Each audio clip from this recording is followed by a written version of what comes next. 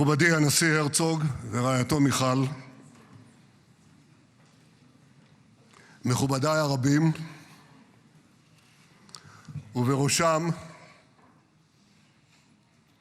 ידידנו הגדול, נשיא ארצות הברית, הנשיא דונלד ג'יי טראמפ.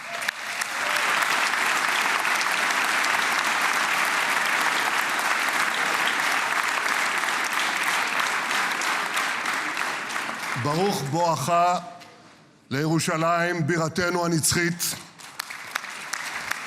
ברוך בואך לישראל ביום המרגש הזה שיחקק בתולדות עמנו. וגם אתה, הנשיא, תחקק בתולדות עמנו, כי כבר נחקקת בתולדות האנושות. אבל אנחנו, כפי שנאמר, זוכרים את ידידנו, ואנחנו יודעים את חלקך החשוב והמכריע בהחזרת יתרת חטופינו ביום הזה שהתבשרנו עכשיו, רק לפני שעה קלה, שכל חטופינו החיים שבו אלינו. איזו התרגשות.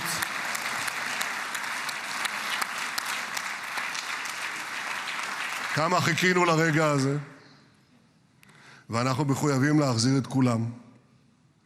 ואני רוצה להודות לך באופן אישי ובשם האומה כולה. תודה לך, הנשיא טראמפ. תודה לך.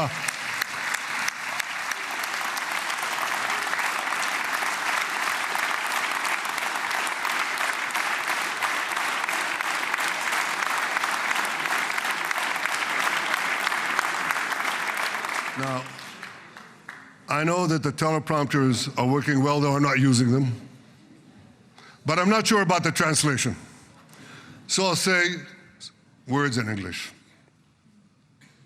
President Trump, the Knesset welcomes you and your distinguished delegation to Jerusalem, our eternal capital. This is your first visit to Israel since you recognize Jerusalem as our capital and moved the embassy here. Thank you, President Trump, for that.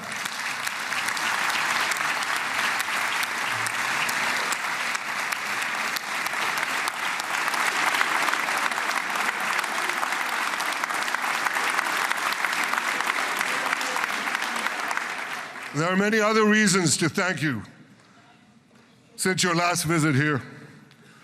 Thank you for recognizing Israeli sovereignty over the Golan Heights.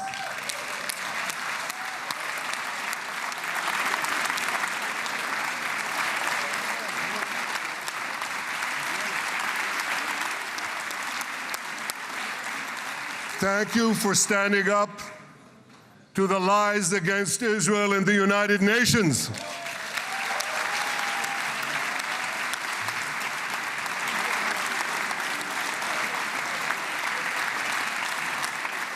Thank you for recognizing in your 2020 peace plan our rights in Judea and Samaria, the ancestral homeland of the Jewish people.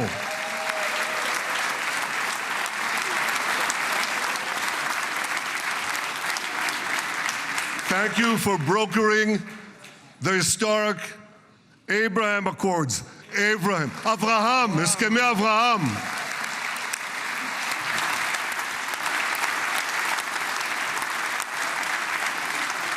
Thank you for withdrawing from the disastrous Iran nuclear deal.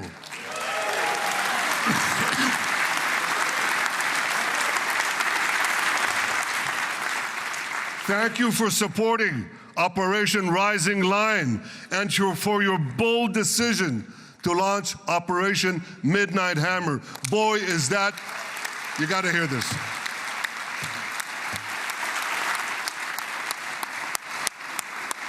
This is the most fitting name ever named for a military operation, because a little after midnight, you really hammered them. Oh, yeah.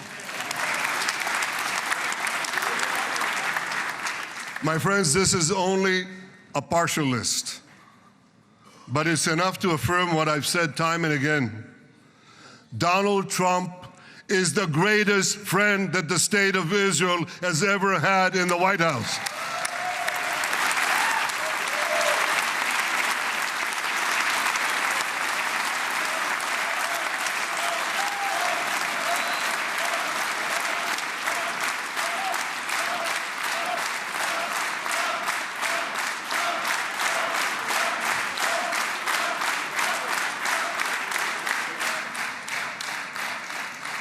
No American president has ever done more for Israel. And as I said in Washington, it ain't even close. It's really not a match. Mr. President, today we welcome you here to thank you for your pivotal leadership in putting forward a proposal that got the backing of almost the entire world. A proposal that brings all our hostages home.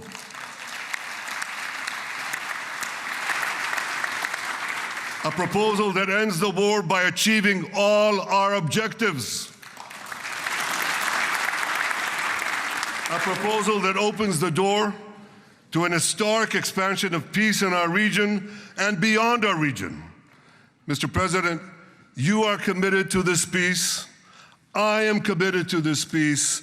And together, Mr. President, we will achieve this peace.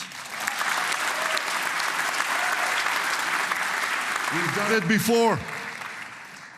We've done it before in the Abraham Accords, and we'll do it again. Mr. President, today the Jewish calendar marks the end of 2 years of war. That war began on October 7th, on the Jewish festival of Simchat Torah. You always tell me, and you tell the world, remember October 7th. Mr. President, we remember. We remember the thousands of Hamas terrorists who stormed into our towns and kibbutzim. We remember the 1,200 people Hamas savagely slaughtered in cold blood, including dozens and dozens of Americans. We remember entire families burnt alive as they embraced each other. We remember the beautiful young Israelis brutally gunned down at the Nova Music Festival. We remember the hundreds of our citizens who were dragged into the dungeons of Gaza, including 12 Americans, men and women, young and old, babies and elderly Holocaust survivors. My friends, Mr. President, Donald, these monsters take babies as hostages. In response to this barbaric attack on October 7th, Israel did what it had to do. With indomitable courage, we set out to defend our people, to defeat our enemies, and to release our hostages. Our heroic soldiers fought like lions. They fought on the front lines of civilization and barbarism. Israel achieved amazing victories over Hamas and the entire Iran terror axis. Sinwar, Dev, Hania, Nasrallah, Assad, they're all gone.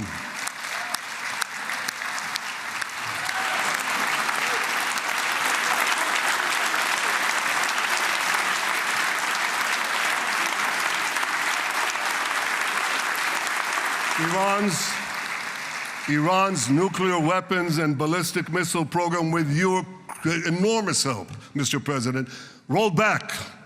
Half the Houthi leadership wiped out. But the price of this victory, the price of these victories, has been heavy. Nearly 2,000 of Israel's finest were lost, nearly half in battle. They left behind parents, spouses, siblings, and children. Their love and laughter, their promise and potential were lost forever. To the families of our fallen fighters, many of them are here, I say, I know the depth of your pain.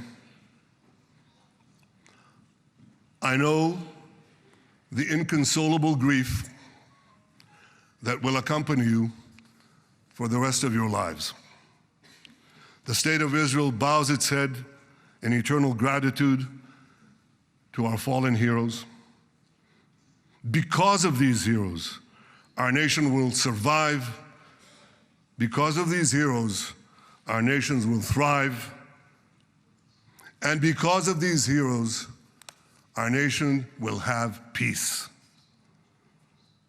Mr. President, thousands of our brave soldiers were also wounded, suffering terrible blows to body and soul. Brave soldiers like Ari Spitz. Ari is an American.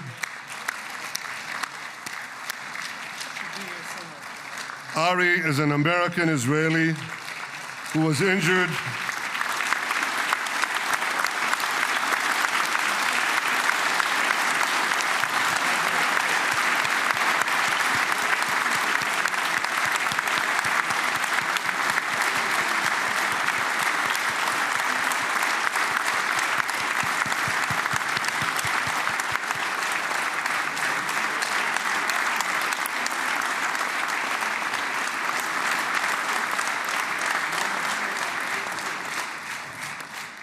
Ari is an American Israeli who was injured in Gaza while searching for Hamas terrorists and weapons.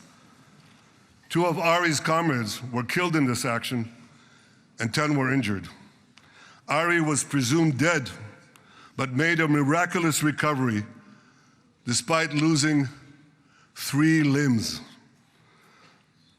Ari, stand up for a minute alone. Stand up. There you go. There. Ari, you are the spirit of Joshua. You are the spirit of David. You are the spirit of the Maccabees. You are the spirit of Israel. I salute you. We all salute you.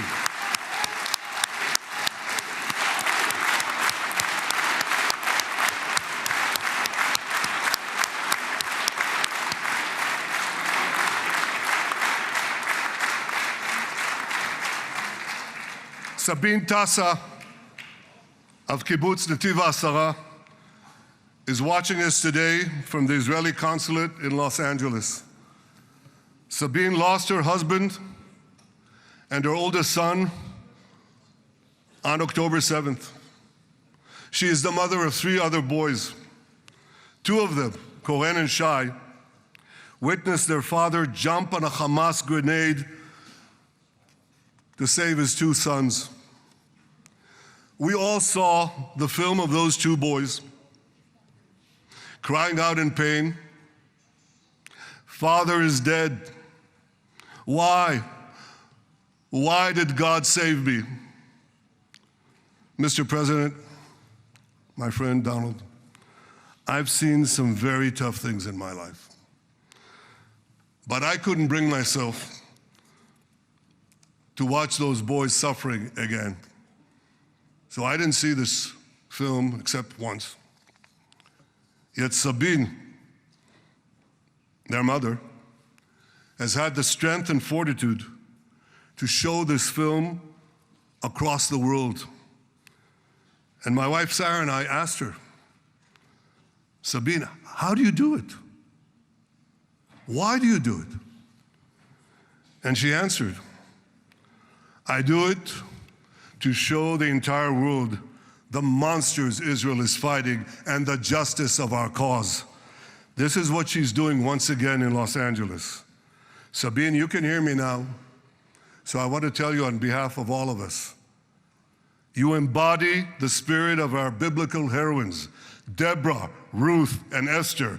You too are the spirit of Israel, and we all salute you.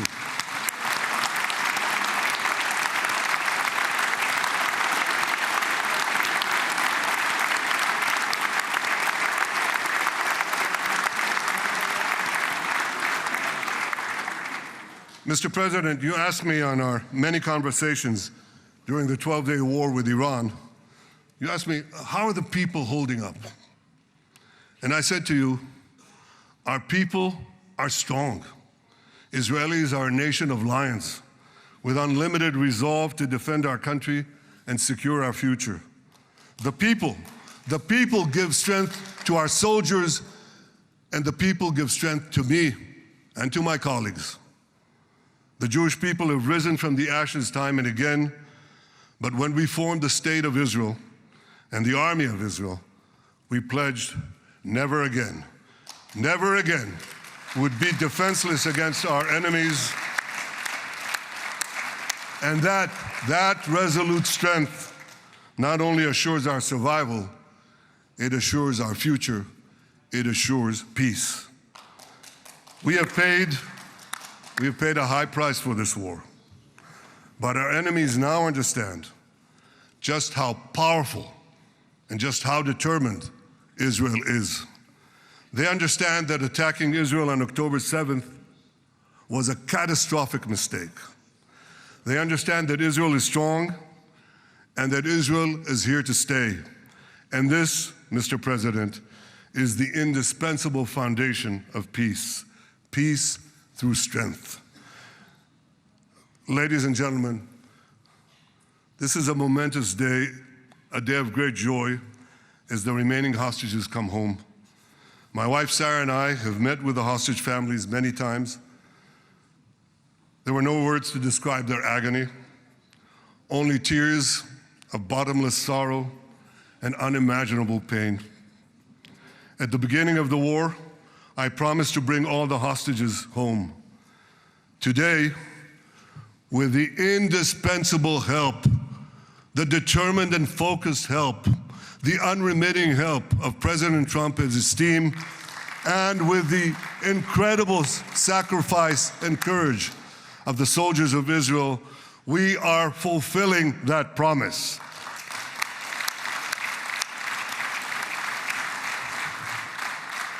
It has been a long journey to get here. In the first week of the war, our brave soldiers put military pressure on Hamas, and the international community put diplomatic pressure on them. This enabled us to secure the release of over 100 hostages. In heroic rescue attempts behind enemy lines, Israel's special forces rescued 8 live hostages and brought back the remains of dozens more. But as time went on, we all know what happened. The diplomatic pressure was turned on its head. More and more governments bought into Hamas's false propaganda. More and more governments succumbed to anti-Semitic mobs in their own countries. They just turned on Israel. They called for us to surrender to Hamas demands, just leave Gaza immediately, they said, end the war without committing to disarm Hamas, without committing to demilitarize Gaza. Had Israel succumbed to those demands, not only would Sinwar, Nasrallah, Assad, and Iran's missile and nuclear program remain intact. Not only that, because in no time, the Hamas killers would be back on the border fence, ready to repeat the horrors of October 7th again and again, as they vowed to do. But just at that point of maximum pressure on Israel, a man named Donald J. Trump was elected President of the United States.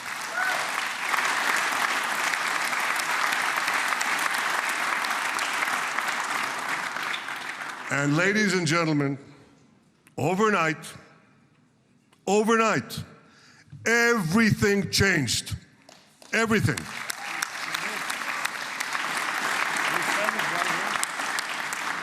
Mr. President, thanks to your unequivocal backing of Israel, we secured a second hostage deal within weeks of your election. And in the months that followed, we worked closely together to forge a path to bring the remaining hostages home and end the war. End the war in a way that ensures the disarming of Hamas, the demilitarization of Gaza, and that Gaza would never again pose a threat to Israel. 2 months ago, you fully backed my decision to send the IDF into the last Hamas stronghold in Gaza City. You shared my view that this military pressure would help free the hostages. And despite all the criticism, all the naysayers, we were right. Hamas caved in. And 2 weeks ago, you succeeded in doing something miraculous. You succeeded in doing something that no one believed was possible. You brought most of the Arab world, you brought most of the world behind your proposal to free the hostages and end the war. I want to thank Steve Witkoff, Jared Kushner, and Ron Dermer for their great contribution to this effort.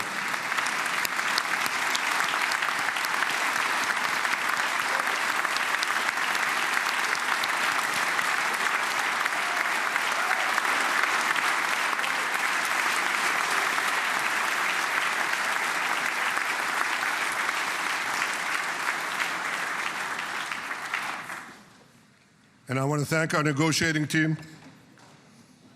I believe that the close cooperation between the two of us, between our two nations, combining Israel's military pressure and President Trump's unmatched global leadership. I have to tell you, I've seen a lot of American presidents. I've seen them all in the time that I've been here, and I've been here quite a lot of time. I've never seen anyone move the world so quickly, so decisively, so resolutely as our friend President Donald J. Trump.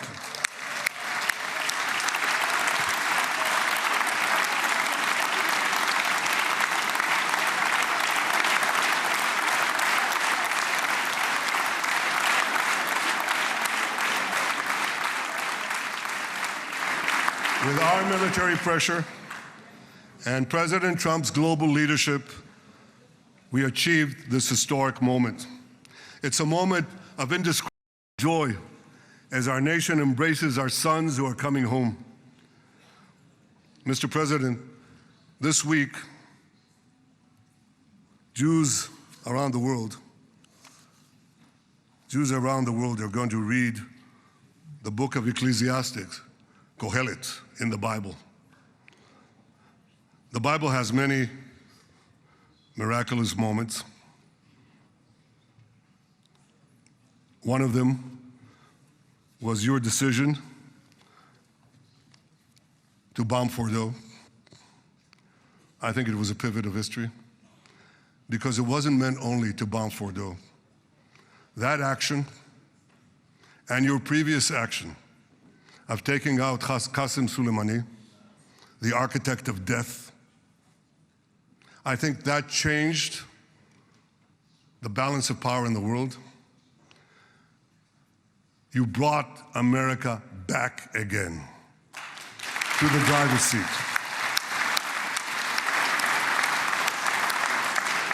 Now, I said that we're going to read this week the book of Ecclesiastes. It's not a book of action. It's a book of meditations, of thought, a perspective on life and on death. And in this book, we read the immortal words of King Solomon. To everything there is a season, and a time for every matter under heaven. Et milchama ve'et shalom. A time for peace and a time for war. The last 2 years have been a time of war. The coming years will hopefully be a time for peace.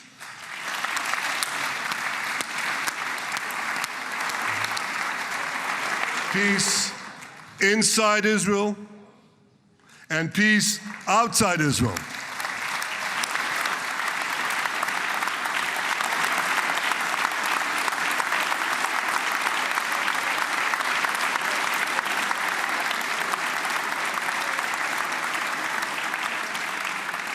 I look forward to continuing marching with you on the path we paved together with the Abraham Accords. Under your leadership, we can forge new peace treaties with Arab countries in the region and Muslim countries beyond the region.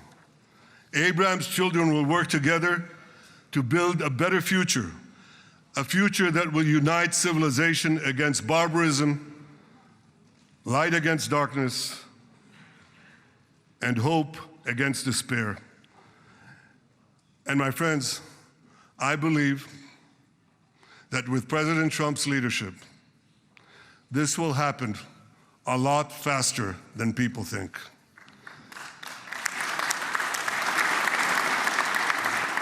As Prime Minister of Israel, I extend my hand to hold those who seek peace with us.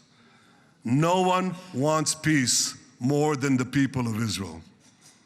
Israel will always remain vigilant in defending itself, and Israel will always remain full of hope. Hope is our national anthem. Hope is our creed. Hope is our strength. It is time, my friends, to realize that hope and expand the circle of peace. Mr. President,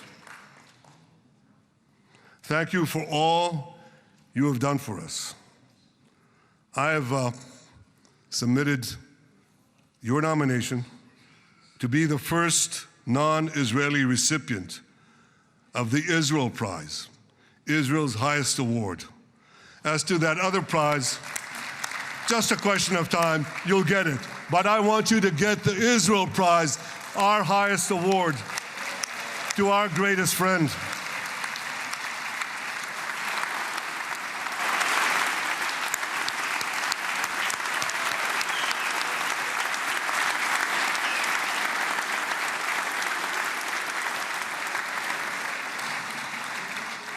When others were weak, you were strong.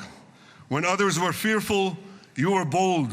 When others abandoned us, you stood by our side.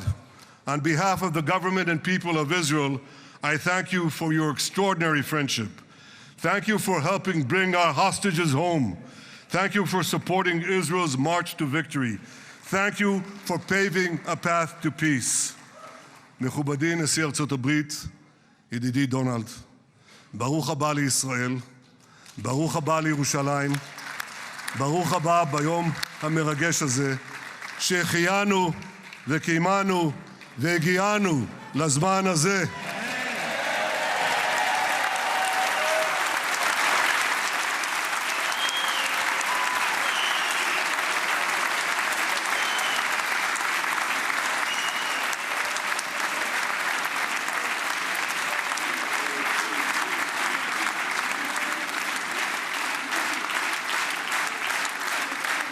May God bless you and your family, Mr. President.